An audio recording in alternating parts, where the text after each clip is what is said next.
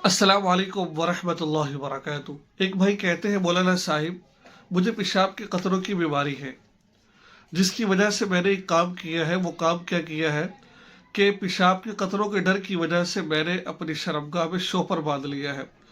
बज़ाहिर तो ये बड़ा अजीब सा लगता है, लेकिन बेचारे लोग हैं जिनको इन मसाइल का बिल्कुल इल्म नहीं है, वो तरह तरह की तदबीरें इख्तियार करते हैं। वो कहते हैं कि मैंने शर्मगाह में शोपर बांध लिया है ताकि पेशाब के कतरे शोपर में गिरे, मेरे कपड़ों में ना लगे।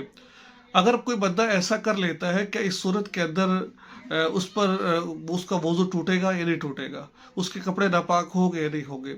ये बहुत अहम मसला है, ज़रा ध्यान से बात को समाअत फरमाइएगा। बहुत सारे लोग ऐसे हैं, देखिए ये वो मसले हैं कि लोग पूछते हुए शर्म महसूस करते हैं, लेकिन अल्हम्दुलिल्लाह व्हाट्सअप नंबर दिया हुआ है, लोग फिर इस तरह के मसाइल पूछ लेते हैं।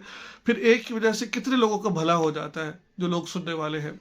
देखिए, रही बात पेशाब के कतरों की, आपने शोपर बांधा हुआ है, उससे आपको सिर्फ एक फ़ायदा होगा।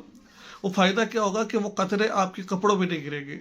जब आपके कपड़ों में नहीं गिरेंगे, आपके कपड़े नापाक नहीं होंगे। इतना फ़ायदा है बस, और फ़ायदा इसका कुछ नहीं है। हाँ, क्योंकि कतरों के से क्या होता है कि वज़ू टूट जाता है।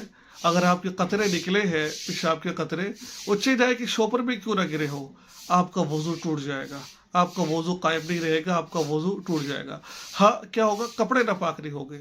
अगर शोपर ना होता तो ये कतरे कहाँ गिर रहे थे? कपड़े के ऊपर गिर रहे थे, शलवार पर गिर रहे थे, शलवार नापाक हो जा रही थी।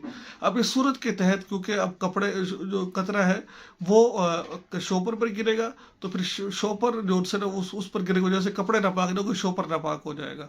ठीक है, तो इस सूरत के अंदर आप नापाक तो हो जाए। देखिए, पाकी नापाकी की बात चल रही है, आप नापाक तो हो जाएंगे।